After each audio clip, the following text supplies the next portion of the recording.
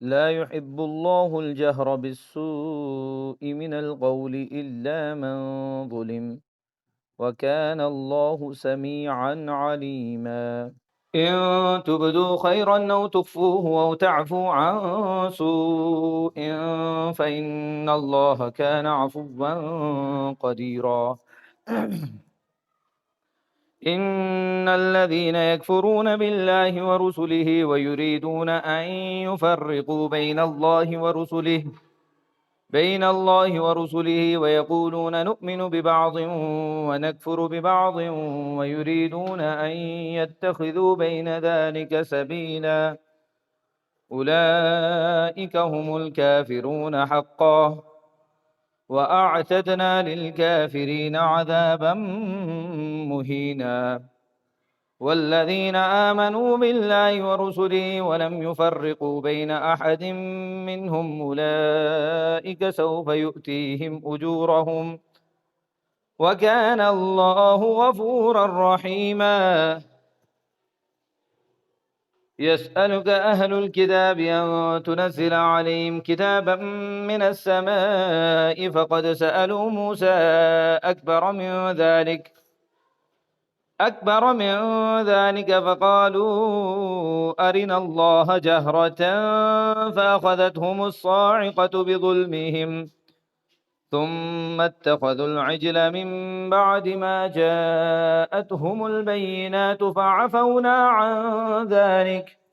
وآتينا موسى سلطانا مبينا. ورفعنا فوقهم الطور بميثاقهم وقلنا لهم ادخلوا الباب سجدا وقلنا لهم لا تعدوا في السبت وأخذنا منهم ميثاقا غليظا. فبما نقضهم ميثاقهم وكفرهم بآيات الله وقتلهم الأنبياء بغير حق وقولهم قلوبنا غلف بل طبع الله عليها بكفرهم فلا يؤمنون إلا قليلا. وبكفرهم وقولهم على مريم بهتانا عظيما، وقولهم إنا قتلنا المسيح عيسى ابن مريم رسول الله وما قتلوه وما صلبوه ولكن شبه لهم وإن الذين اختلفوا فيه لفي شك منه ما لهم به من علم إلا اتباع الظن وما قتلوه يقينا بل رفعه الله إليه وكان الله عزيزا حكيما. وإن من أهل الكتاب إلا ليؤمنن به قبل موته ويوم القيامة يكون عليهم شهيدا. فبظلم من الذين هادوا حرمنا عليهم طيبات أحلت لهم وبصدهم عن سبيل الله كثيرا وأخذهم الربا وقد نهوا عنه وأكلهم أموال الناس بالباطل وأعتدنا للكافرين منهم عذابا أليما. لكن الراسخون في العلم منهم والمؤمنون بما أنزل إليك وما أنزل من قبلك والمقيمين الصلاة والمؤتون الزكاة والمؤمنون بالله واليوم الآخر أولئك سنؤتيهم أجرا عظيما. إنا أوحينا إليك كما أوحينا إلى نوح والنبيين من بعده وأوحينا إلى إبراهيم وإسماعيل وإسحاق ويعقوب والأسباط وعيسى وأيوب ويونس وهارون وسليمان وآتينا داود زبورا ورسلا قد قصصناهم عليك من قبل ورسلا لم نقصصهم عليك وكلم الله موسى تكليما رسلا مبشرين ومنذرين لئلا يكون للناس على الله حجة بعد الرسل وكان الله عزيزا حكيما لكن الله يشهد بما أنزل إليك أنزله بعلمه والملائكة يشهدون وكفى بالله شهيدا إن الذين كفروا وصدوا عن سبيل الله قد ضلوا ضلالا بعيدا إن الذين كفروا وظلموا لم يكن الله ليغفر لهم ولا ليهديهم طريقا إلا طريق جهنم خالدين فيها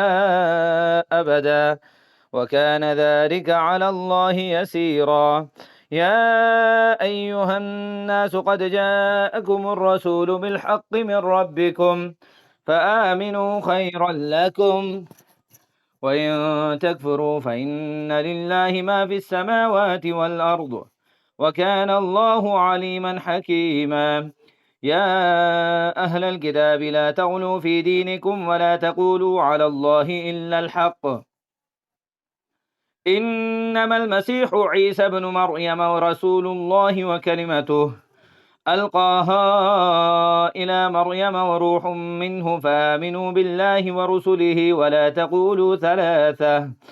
انتهوا خيرا لكم إنما الله إله واحد سبحانه أن يكون له ولد له ما في السماوات وما في الأرض وكفى بالله وكيلا لن يستنكف المسيح أن يكون عبدا لله ولا الملائكة المقربون ومن يستنكف عن عبادته ويستكبر فسيحشرهم إليه جميعا فأما الذين آمنوا وعملوا الصالحات فيوفيهم أجورهم ويزيدهم من فضله وأما الذين استنكفوا واستكبروا فيعذبهم عذابا أليما ولا يجدون لهم من دون الله وليا ولا نصيرا يا أيها الناس قد جاءكم برهان من ربكم وأنزلنا إليكم نورا مبينا فأما الذين آمنوا بالله واعتصموا به فسيدخلهم في رحمة منه وفضل ويهديهم إليه صراطا مستقيما يستفتونك قل الله يفتيكم في الكلالة إن امرؤ هلك ليس له ولد وله أخت فلها نصف ما ترك وهو يرثها إن لم يكن لها ولد فإن كانت اثنتين فلهما الثلثان مما ترك وإن كانوا إخوة رجالا ونساء فللذكر مثل حظ الأنثيين يبين الله لكم أن تضلوا والله بكل شيء عليم بسم الله الرحمن الرحيم يا أيها الذين آمنوا أوفوا بالعقود أحلت لكم بهيمة الأنعام إلا ما يتلى عليكم غير محل الصيد وأنتم حرم إن الله يحكم ما يريد يا أيها الذين آمنوا لا تحلوا شعائر الله ولا الشهر الحرام ولا الهدي ولا القلائد ولا آمين البيت الحرام يبتغون فضلا من ربهم ورضوانا وإذا حللتم فاصطادوا ولا يجرمنكم شنآن قوم أن صدوكم عن المسجد الحرام أن تعتدوا وتعاونوا على البر والتقوى ولا تعاونوا على الإثم والعدوان واتقوا الله إن الله شديد العقاب. حرمت عليكم الميتة والدم ولحم الخنزير وما أهل لغير الله به والمنخنقة والموقوذة والمتردية والنطيحة وما أكل السبع إلا ما ذكيتم وما ذبح على النصب وأن تستقسموا بالأزلام ذلكم فسق. اليوم يئس الذين كفروا من دينكم فلا تخشوهم واخشون اليوم أكملت لكم دينكم وأتممت عليكم نعمتي ورضيت لكم الإسلام دينا فمن اضطر في مخمصة غير متجانف لإثم فإن الله غفور رحيم. يسألونك ماذا أحل لهم قل أحل لكم الطيبات وما علمتم من الجوارح مكلبين تعلمونهن مما علمكم الله فكلوا مما أمسكنا عليكم واذكروا اسم الله عليه واتقوا الله إن الله سريع الحساب. اليوم أحل لكم الطيبات وطعام الذين أوتوا الكتاب حل لكم وطعامكم حل لهم والمحصنات من المؤمنات والمحصنات من الذين أوتوا الكتاب من قبلكم إذا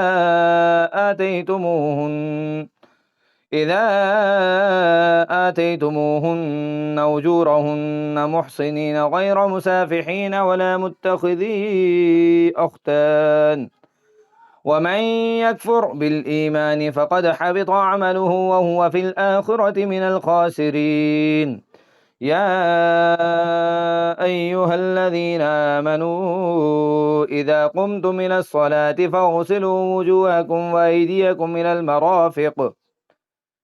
وأيديكم إلى المرافق وامسحوا برؤوسكم وأرجلكم إلى الكعبين وإن كنتم جنبا فاطهروا وإن كنتم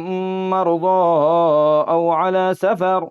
أو جاء أحد منكم من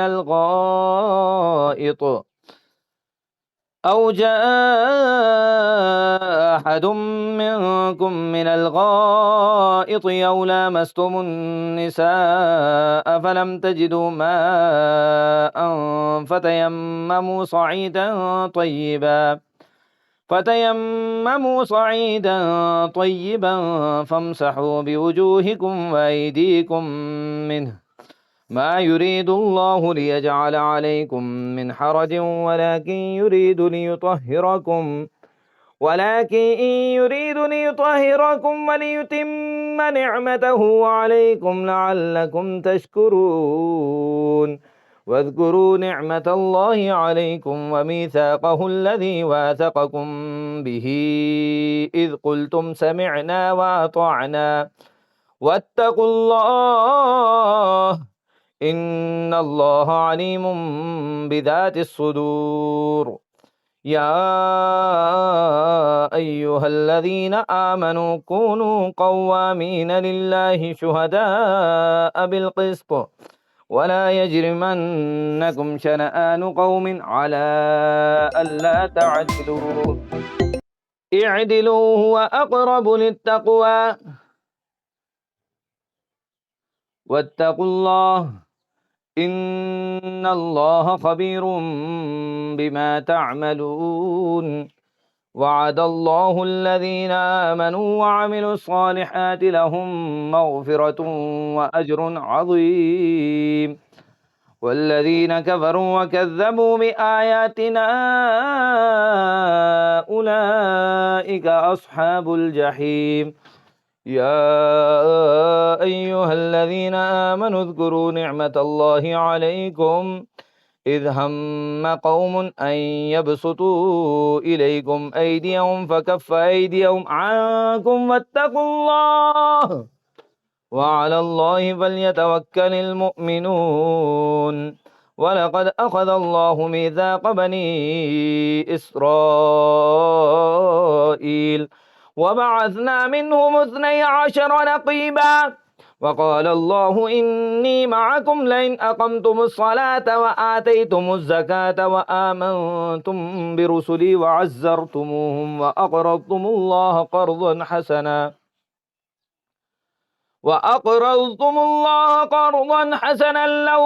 لأكفرن عنكم سيئاتكم ولأدخلنكم جنات تجري من تحتها الأنهار فمن كفر بعد ذلك منكم فقد ضل سواء السبيل فبما نقضهم ميثاقهم لعناهم وجعلنا قلوبهم قاسية يحرفون الكلم عن مواضعه ونسوا حظا مما ذكروا به ولا تزال تطلع على خائنة منهم إلا قليلا منهم فاعف عنهم واصفح إن الله يحب المحسنين ومن الذين قالوا إنا نصارى أخذنا ميثاقهم فنسوا حظا مما ذكروا به فأغرينا بينهم العداوة والبغضاء إلى يوم القيامة وسوف ينبئهم الله بما كانوا يصنعون يا أهل الكتاب قد جاءكم رسولنا يبين لكم كثيرا مما كنتم تخفون من الكتاب ويعفو عن كثير قد جاءكم من الله نور وكتاب مبين يهدي به الله من اتبع رضوانه سبل السلام ويخرجهم من الظلمات إلى النور بإذنه ويهديهم إلى صراط مستقيم لقد كفر الذين قالوا إن الله هو المسيح ابن مريم قل فمن يملك من الله شيئا إن أراد أن يهلك المسيح ابن مريم وأمه ومن في الأرض جميعا ولله ملك السماوات والأرض وما بينهما يخلق ما يشاء والله على كل شيء قدير وقالت اليهود والنصارى نحن أبناء الله وأحباؤه قل فلم يعذبكم بذنوبكم بل أنتم بشر ممن خلق يغفر لمن يشاء ويعذب من يشاء ولله ملك السماوات والأرض وما بينهما وإليه المصير يا أهل الكتاب قد جاءكم رسولنا يبين لكم على فترة من الرسل أن تقولوا ما جاءنا من بشير ولا نذير فقد جاءكم بشير ونذير والله على كل شيء قدير وإذ قال موسى لقومه يا قوم اذكروا نعمة الله عليكم إذ جعل فيكم أنبياء وجعلكم ملوكا وآتاكم ما لم يؤت أحدا من العالمين يا قوم ادخلوا الأرض المقدسة التي كتب الله لكم ولا ترتدوا على أدباركم فتنقلبوا خاسرين قالوا يا موسى إن فيها قوما جبارين وإنا لن ندخلها حتى يخرجوا منها فإن يخرجوا منها فإنا داخلون قال رجلان من الذين يخافون أنعم الله عليهم ادخلوا عليهم الباب فإذا دخلتموه فإنكم غالبون وعلى الله فتوكلوا إن كنتم مؤمنين. قالوا يا موسى إنا لن ندخلها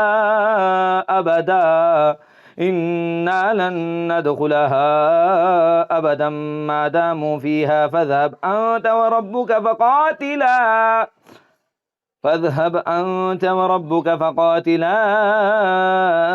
إنا هاهنا قاعدون. قال رب إني لا أملك إلا نفسي وأخي فافرق بيننا وبين القوم الفاسقين. قال فإنها محرمة عليهم 40 سنة يتيهون في الأرض فلا تأس على القوم الفاسقين. واتل عليهم نبأ ابني آدم بالحق إذ قربا قربانا فتقبل من أحدهما ولم يتقبل من الآخر قال لأقتلنك. قال إنما يتقبل الله من المتقين. لئن بسطت إلي يدك لتقتلني ما أنا بباسط يدي إليك لأقتلك إني أخاف الله رب العالمين. إني أريد أن تبوء بإثمي وإثمك فتكون من أصحاب النار وذلك جزاء الظالمين. فطوعت له نفسه قتل أخيه فقتله فأصبح من الخاسرين. فبعث الله غرابا يبحث في الأرض ليريه كيف يواري سوءة أخيه قال يا ويلتى أعجزت أن أكون مثل هذا الغراب فأواري سوءة أخي فأصبح من النادمين. من أجل ذلك كتبنا على بني إسرائيل أنه من قتل نفسا بغير نفس أو فساد في الأرض فكأنما قتل الناس جميعا ومن أحياها فكأنما أحيا الناس جميعا. ولقد جاءتهم رسلنا بالبينات ثم إن كثيرا منهم بعد ذلك في الأرض لمسرفون. إنما جزاء الذين يحاربون الله ورسوله ويسعون في الأرض فسادا أن يقتلوا أو يصلبوا أو تقطع أيديهم وأرجلهم من خلاف أو ينفوا من الأرض ذلك لهم خزي في الدنيا ولهم في الآخرة عذاب عظيم. إلا الذين تابوا من قبل أن تقدروا عليهم فاعلموا أن الله غفور رحيم. يا أيها الذين آمنوا اتقوا الله وابتغوا إليه الوسيلة وجاهدوا في سبيله لعلكم تفلحون. إن الذين كفروا لو أن لهم ما في الأرض جميعا ومثله معه ليفتدوا به من عذاب يوم القيامة ما تقبل منهم ولهم عذاب أليم. يريدون أن يخرجوا من النار وما هم بخارجين منها ولهم عذاب مقيم. والسارق والسارقة فاقطعوا أيديهما جزاء بما كسبا نكالا من الله والله عزيز حكيم. فمن تاب من بعد ظلمه وأصلح فإن الله يتوب عليه إن الله غفور رحيم. ألم تعلم أن الله له ملك السماوات والأرض يعذب من يشاء ويغفر لمن يشاء والله على كل شيء قدير. يا أيها الرسول لا يحزنك الذين يسارعون في الكفر من الذين قالوا آمنا بأفواههم ولم تؤمن قلوبهم ومن الذين هادوا سماعون للكذب سماعون لقوم آخرين لم يأتوك يحرفون الكلم من بعد مواضعه يقولون إن أوتيتم هذا فخذوه وإن لم تؤتوه فاحذروا ومن يرد الله فتنته فلن تملك له من الله شيئا أولئك الذين لم يرد الله أن يطهر قلوبهم لهم في الدنيا خزي ولهم في الآخرة عذاب عظيم سماعون للكذب أكالون للسحت فإن جاءوك فاحكم بينهم أو أعرض عنهم وإن تعرض عنهم فلن يضروك شيئا وإن حكمت فاحكم بينهم بالقسط إن الله يحب المقسطين وكيف يحكمونك وعندهم التوراة وفيها حكم الله ثم يتولون من بعد ذلك وما أولئك بالمؤمنين إنا أنزلنا التوراة فيها هدى ونور يحكم بها النبيون الذين أسلموا للذين هادوا والربانيون والأحبار بما استحفظوا من كتاب الله وكانوا عليه شهداء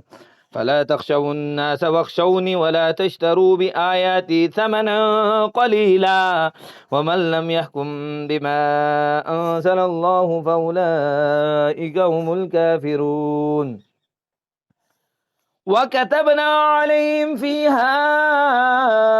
أن النفس بالنفس والعين بالعين والأنف بالأنف والأذن بالأذن والسن بالسن والجروح قصاص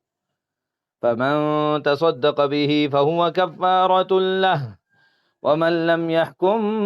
بما أنزل الله فأولئك هم الظالمون وقفينا على آثارهم بعيسى ابن مريم مصدقا لما بين يديه من التوراة وآتيناه الإنجيل فيه هدى ونور ومصدقا لما بين يديه من التوراة وهدى وموعظة للمتقين وليحكم أهل الإنجيل بما أنزل الله فيه ومن لم يحكم بما أنزل الله فأولئك هم الفاسقون وأنزلنا إليك الكتاب بالحق مصدقا لما بين يديه من الكتاب ومهيمنا عليه فاحكم بينهم بما أنزل الله ولا تتبع أهواءهم عما جاءك من الحق لكل جعلنا منكم شرعة ومنهاجا ولو شاء الله لجعلكم أمة واحدة ولكن ليبلوكم فيما آتاكم فاستبقوا الخيرات إلى الله مرجعكم جميعا فينبئكم بما كنتم فيه تختلفون وأن احكم بينهم بما أنزل الله ولا تتبع أهواءهم واحذرهم أن يفتنوك عن بعض ما أنزل الله إليك فإن تولوا فاعلم أنما يريد الله أن يصيبهم ببعض ذنوبهم وإن كثيرا من الناس لفاسقون أفحكم الجاهلية يبغون ومن أحسن من الله حكما لقوم يوقنون. يا أيها الذين آمنوا لا تتخذوا اليهود والنصارى أولياء بعضهم أولياء بعض ومن يتولهم منكم فإنه منهم إن الله لا يهدي القوم الظالمين. فترى الذين في قلوبهم مرض يسارعون فيهم يقولون نخشى أن تصيبنا دائرة فعسى الله أن يأتي بالفتح أو أمر من عنده فيصبحوا على ما أسروا في أنفسهم نادمين. ويقول الذين آمنوا أهؤلاء الذين أقسموا بالله جهد أيمانهم إنهم لمعكم حبطت أعمالهم فأصبحوا خاسرين. يا أيها الذين آمنوا من يرتد منكم عن دينه فسوف يأتي الله بقوم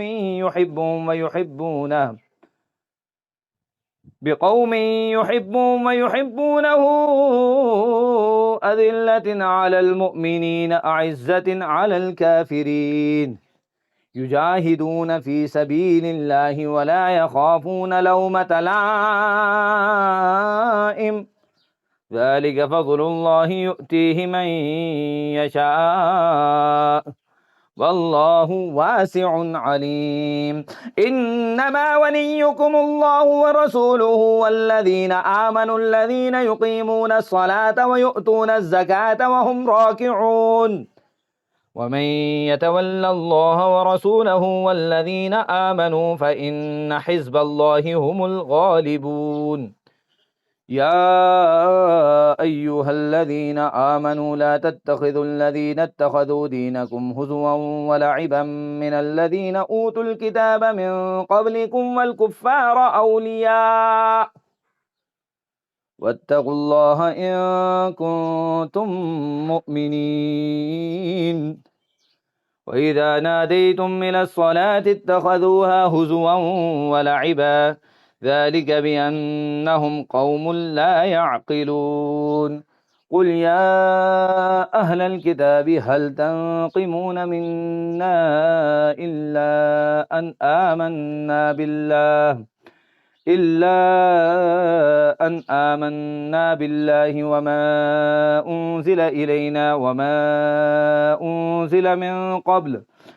وما أنزل من قبل وأن أكثركم فاسقون. قل هل أنبئكم بشر من ذلك مثوبة عند الله من لعنه الله وغضب عليه وجعل منهم القردة والخنازير وعبد الطاغوت أولئك شر مكانا وأضل عن سواء السبيل. وإذا جاءوكم قالوا آمنا وقد دخلوا بالكفر وهم قد خرجوا به والله أعلم بما كانوا يكتمون. وترى كثيرا منهم يسارعون بالإثم والعدوان وأكلهم السحت لبئس ما كانوا يعملون. لولا ينهاهم الربانيون والأحبار عن قولهم الإثم وأكلهم السحت لبئس ما كانوا يصنعون. وقالت اليهود يد الله مغلولة غلت أيديهم ولعنوا بما قالوا بل يداه مبسوطتان ينفق كيف يشاء وليزيدن كثيرا منهم ما أنزل إليك من ربك طغيانا وكفرا وألقينا بينهم العداوة والبغضاء إلى يوم القيامة كلما أوقدوا نارا للحرب أطفأها الله ويسعون في الأرض فسادا والله لا يحب المفسدين. ولو أن أهل الكتاب آمنوا واتقوا لكفرنا عنهم سيئاتهم ولأدخلناهم جنات النعيم ولو أنهم أقاموا التوراة والإنجيل وما أنزل إليهم من ربهم لأكلوا من فوقهم ومن تحت أرجلهم منهم أمة مقتصدة وكثير منهم ساء ما يعملون يا أيها الرسول بلغ ما أنزل إليك من ربك وإن لم تفعل فما بلغت رسالته والله يعصمك من الناس إن الله لا يهدي القوم الكافرين قل يا أهل الكتاب لستم على شيء حتى تقيموا التوراة والإنجيل وما أنزل إليكم من ربكم وليزيدن كثيرا منهم ما أنزل إليك من ربك طغيانا وكفرا فلا تأس على القوم الكافرين إن الذين آمنوا والذين هادوا والصابئون والنصارى من آمن بالله واليوم الآخر وعمل صالحا فلا خوف عليهم ولا هم يحزنون لقد أخذنا ميثاق بني إسرائيل وأرسلنا إليهم رسلا كلما جاءهم رسول بما لا تهوى أنفسهم فريقا كذبوا وفريقا يقتلون وحسبوا ألا تكون فتنة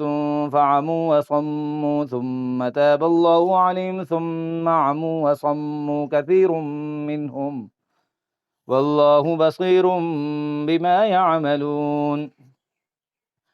لقد كفر الذين قالوا إن الله هو المسيح ابن مريم وقال المسيح يا بني إسرائيل اعبدوا الله ربي وربكم إنه من يشرك بالله فقد حرم الله عليه الجنة ومأواه النار وما للظالمين من أنصار لقد كفر الذين قالوا إن الله ثالث ثلاثة وما من إله إلا إله واحد وإن لم ينتهوا عما يقولون ليمسن الذين كفروا منهم عذاب أليم أفلا يتوبون إلى الله ويستغفرونه والله غفور رحيم ما المسيح ابن مريم إلا رسول قد خلت من قبله الرسل وأمه صديقة كانا يأكلان الطعام انظر كيف نبين لهم الآيات ثم انظر أنا يؤفكون قل أتعبدون من دون الله ما لا يملك لكم ضرا ولا نفعا والله هو السميع العليم قل يا أهل الكتاب لا تغلوا في دينكم غير الحق ولا تتبعوا أهواء قوم قد ضلوا من قبل وأضلوا كثيرا وضلوا عن سواء السبيل لعن الذين كفروا من بني إسرائيل على لسان داود وعيسى بن مريم